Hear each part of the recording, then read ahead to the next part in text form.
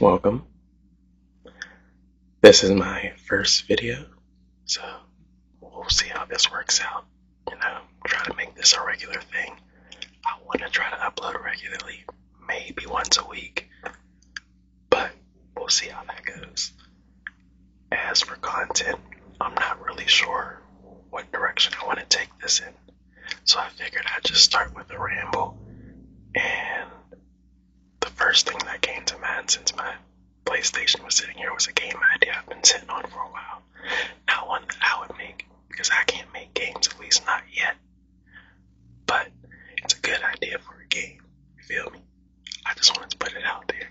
But I like to play a lot of creative character games, so I figured, what if instead of the Avatar game that they recently released, because personally I don't think it was that good. I didn't play it, but it just didn't look interesting to me. I think the one they dropped way back on, I think the PS2, was a lot better.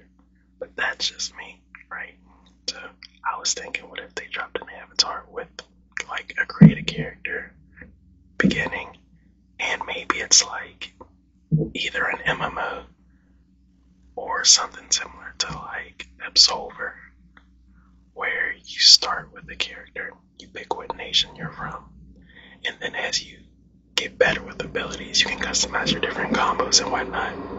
But you can also decide like what you want to specialize in. So if you're a firebender, you can either specialize in blue fire or lightning, and they'll have different buffs and debuffs. If you're an airbender, you can either get like vacuum abilities that pull enemies to certain places and tornadoes and stuff, or you can get that flight that what's his name? I think it's Airhead and stuff like that. Or alternatively, if you wanted to make it a co-op game, it can be like maybe there's trouble in the spirit world, and so different avatars from all over the line, so you can make your own character and be your own avatar with all the elements. Or in the spirit world, and there's some sort of issue that makes bending actually viable there, and they have to fix that, and that's like the premise of the game. I wouldn't want it to be a live service game though, unless it was an MMO, because live service games often go in a route that, let's be honest, nobody really likes. Now, I did mention that I can't make games yet. It is something that I'm going to learn, but right now I'm still doing the world building for an idea that I do have. I'm not going to go too into depth on it, but what I will talk about is the idea that led me to that. The first book that I was writing, this was back in college, my second year, and it was basically this idea that there was this journal that a certain Renaissance man used, because I didn't want it to be based in this world, so I wanted it to have like its own timeline and everything. But essentially in this world, magic exists, but it's long gone, like a lost fragment of the world kind of thing. And so he ends up actually manifesting some old magic to make a journal. And so this journal actually would allow him to communicate with one of his descendants further in the future during like the steampunk era. I forget what the official word for it is, but during the time period that London started to have trains and steam trains and all that. And so basically there would be like this war they were participating in unwillingly and unknowingly, of course, against a great evil. And they would have this guardian on their side. And the journal would allow them to essentially communicate with each other, but nothing in his timeline is affected by any of the information his descendant gives him. So for instance, if someone dies in his timeline and he saves them, because his descendant gave him that information, it wouldn't actually update in their book, so they couldn't give him any more clues. The timeline would change and he'd be on his own. But any information that might be lost in his descendant's age, he can help them with. And his descendant would be pretty much like a bookworm, so they'd be pretty smart on their own already. But there are certain things he'd be able to give them advice with.